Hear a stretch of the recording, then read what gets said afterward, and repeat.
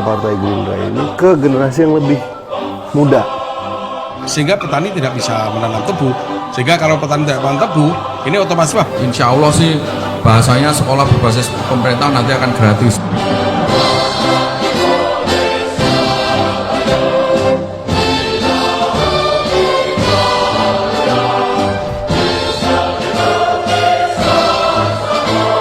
Di tempat ini sudah pernah hadir 7 ribuan kader